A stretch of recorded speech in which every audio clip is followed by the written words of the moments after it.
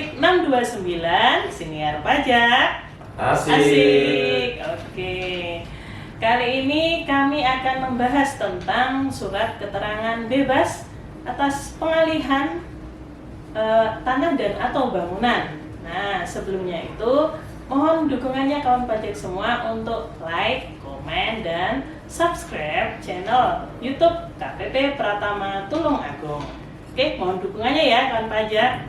Nah, perkenalkan nama saya Aprilia Wuriwijaya dan saya tidak sendirian, saya ditemani oleh bapak-bapak nih. Nah, ada Pak Budi Raharjo. Hai kawan pajak. Dan juga ada Mas Garin. Halo. Nah, bagaimana kabarnya bapak-bapak semuanya ini? Alhamdulillah baik semua. Alhamdulillah. Nah, kebetulan kami bertiga ini adalah penyuluh pajak di KPP Pratama Tulungagung. Oke, tanpa panjang lebar lagi ya kawan pajak. Nah, kawan pajak nanti akan kami berikan informasi terkait SKB tanah dan atau bangunan. Jadi, tolong stay tune di channel kami ya kawan pajak. Oke, langsung saja ini saya bertanya ke Pak Cik ya, Pak Cik. Arti SKB ini apa ya Pak Cik? Oh oke, siap Mbak April. Oke kawan pajak, SKB sendiri adalah kependekan, jadi kepanjangan adalah surat keterangan bebas, di mana surat keterangan bebas itu dimohonkan oleh wajib pajak atas transaksi pengalihan jual beli tanah dan atau bangunan.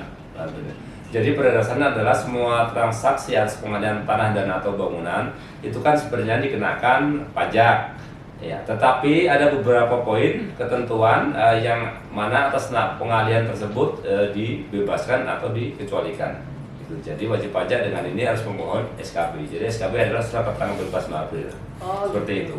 Oh gitu Pak Cik ya, atau Pak Budi ya, tapi panggilan apa Ya, Pak Cik ya, panggilan udaranya ya. Oke. Panggilan artis lah. Iya.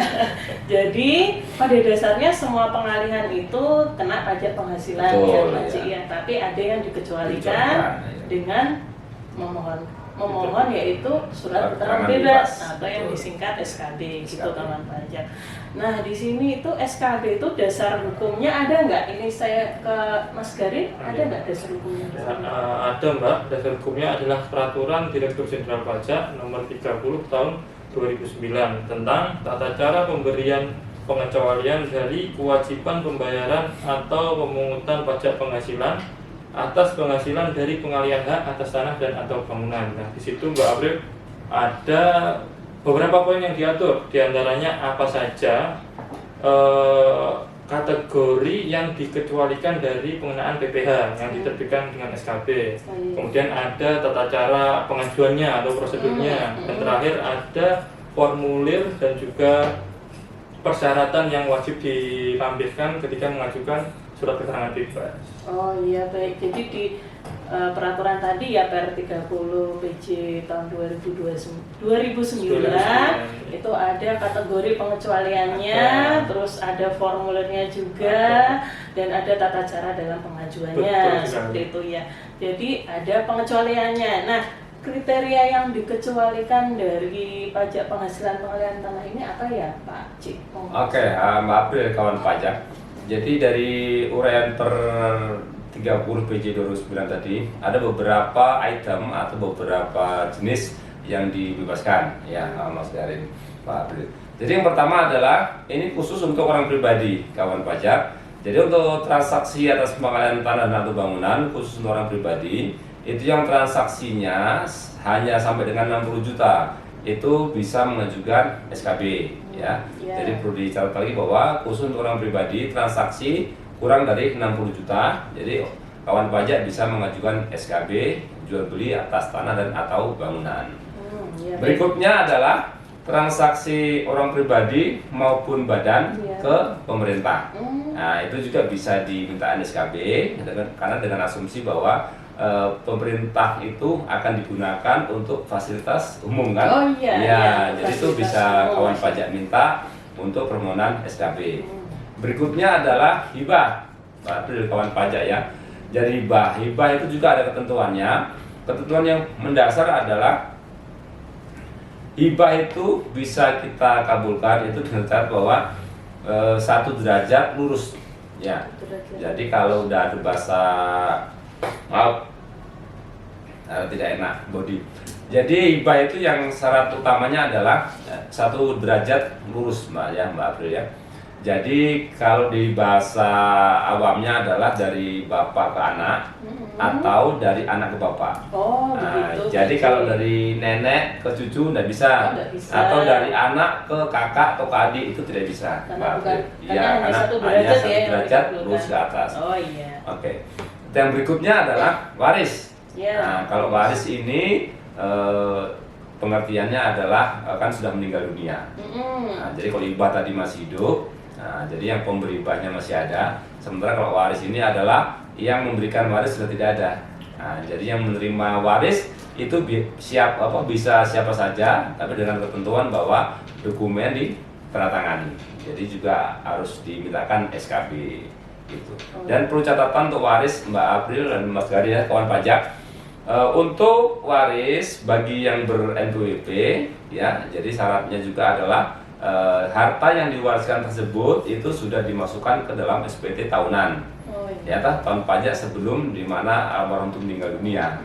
Jadi gitu mungkin salah. Jadi pokoknya adalah orang pribadi dengan transaksi sampai dengan 60 juta. Iya. Transaksi ke pemerintah untuk orang pribadi maupun badan itu juga bisa di SKB, terus hibah dan waris. Ya, garis besarnya kira-kira seperti itu Mbak April. Oh Ya. iya, baik. Terima kasih Pak Ci. Oke, siap. Jadi itu ya kan pajak pengecualiannya ada kategori-kategorinya tadi sudah disampaikan oleh Pak Ci. Untuk orang pribadi apabila pengalihannya kurang dari 60 juta dan juga di bawah PTKP ya Pak Ci ya. Iya. Ya, dan di bawah PTKP ya. PTKP itu penghasilan tidak kena pajak, Pajak. gitu ya Pak Ci ya. Itu dan juga penyerahan ke pemerintah, terus kemudian tadi sudah disampaikan waris dan hibah gitu ya kawan pajak. Iya, Mbak April saya tambah untuk PTKP Oh, iya, ya. baik. Tadi lupa Gimana? untuk KP itu untuk PTKP. Jadi kita hitungkan PTKP 1 tahun dan itu tidak dalam satuan terpisah Mbak April. Gimana maksudnya Jadi Pak Ci? kalau saya penghasilan saya tidak kawin itu kan Iya. 54 juta. Iya. Nah, transaksi saya itu 30 juta pertama dalam Iya. tahun itu. Itu boleh, itu dimintakan SKB. Tetapi kalau Mbak April 30 terus pecah lagi 30, pecah 30 walaupun nilainya itu dalam satu transaksi kurang dari PTKP, Iya. tapi secara nominal akumulatif Oh, iya. itu sudah melebihi PTKP. Jadi itu tidak boleh Mbak April. Oh, Iya. jadi gitu tekan Betul. pajak apabila transaksinya dalam 1 tahun berjalan itu tidak terpecah-pecah ya. Jadi Terpecah. diakumulasikan apabila penghasilannya yang didapat itu masih kurang dari PTKP atau di bawah 60 juta, tidak dalam dipecah-pecah ya, itu bisa diajukan SKB. Tapi kalau dipecah-pecah tadi terus diakumulasi ternyata melebihi 60 juta atau melebihi PTKP, maka SKB-nya tidak disetujui gitu ya Pak Ci. Betul. Siap. Dan juga apabila untuk warisan, apabila pewaris sudah mempunyai NPWP, maka harus sudah dilaporkan dalam SPT tahunan pewaris gitu kawan pajak. Oke, tadi kriterianya ya kayak pajak. Sekarang syarat-syarat permohonan SKB itu apa ya? Ke Mas Gerin aja, Iya. monggo Mas Gerin. Terkait syarat dan permohonan pengajuan SKB itu kan ada 4 kategori Mbak ya. Dan ada beberapa persyaratan yang khusus untuk kategori tertentu. Nah, untuk yang pokoknya saja ini yang berlaku untuk seluruh kategori. Yang pertama adalah formulir permohonan SKB.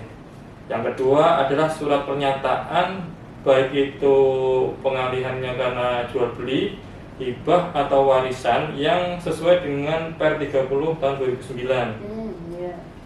Kemudian ada salinan SPPT di tahun berjalan. Jika masih belum keluar bisa menggunakan SKN JOB. Oh iya. Gitu. SKB. Kemudian ada salinan dokumen kepemilikan tanah dan atau bangunan, bisa berbentuk SKM maupun letter C kalau yang di desa ya. Oh iya, yang belum diberi Ya. sertifikat ya. Kemudian ada salinan BPHTB, bisa berbentuk SSPD untuk waris atau SSB untuk hibah.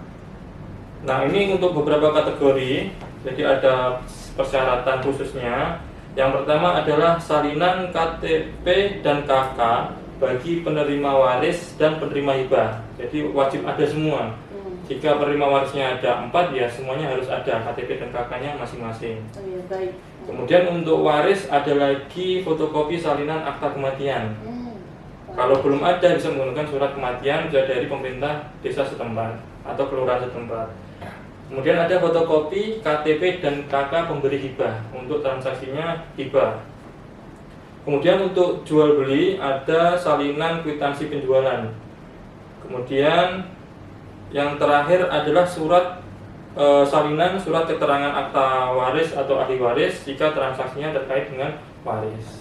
Jadi kurang lebih seperti itu persyaratannya Mbak April. Oh iya, baik. Oh iya, Mbak April, Mas Karin. Ada satu tambahan tadi, Oh iya, mungkin Pak yang Cik. perlu kita perhatikan nih, kawan pajak perhatikan. Jadi seandainya kawan pajak punya kopi SPPT, ya jangan lupa tuh tanda bukti pembayarannya. Oh. Nah, tanda lunas. Tanda Betul, lunas. betul. Baik itu yang diterakan di dalam SPPT maupun kawan pajak bayar secara terpisah. Biasa di Bank Jatim, Mas Karin ya. Kalau di Tulungagung Bank kebanyakan Jatim, dari Bank betul. Jatim. Ya, siap. Seperti itu aja, Mbak April, Mas Karin. Baik, jadi kan pajak tadi persyaratannya permohonannya sudah ada di Per 30 tahun 2009. Terus lampirannya juga ada sesuai dengan transaksinya. Kalau di bawah 60 juta dan di bawah PTKP ya nanti dilampirkan. Kalau terkait waris ya melampirkan yang lampiran waris, kalau hibah ya lampiran yang hibah, dan juga KTP, KK, terus dokumen kepemilikan, PBB, bukti lunas, ya BPHTB gitu kawan pajak, dan akte kematian untuk yang waris ya. Waris. Gitu. Oke, baik. Itu saja kawan pajak perbincangan kali ini di SIK Asik 629. Semoga kawan pajak dapat menambah informasi perpajakan untuk kawan pajak semuanya. Oke, baik, kami tutup ya kesempatan SIK Asik 629 pada kali ini dengan sebuah pantun ya. Mohon catat-catatnya ya Pak Cik, Mas Gadin. Ini berapa lama nyetel pantun ini, Mbak April? Aduh, berapa lama ya ini saya hitung dulu. Cepet tuh. Oke. Kami tutup dengan sebuah pantun. Hujan rintik-rintik di pagi hari, Asik. matahari enggan menampakkan sinarnya. Asik. Sekian pemaparan SKB dari kami. Asik. Sampai jumpa di SIK Asik 629 episode selanjutnya. Dadah. Dadah.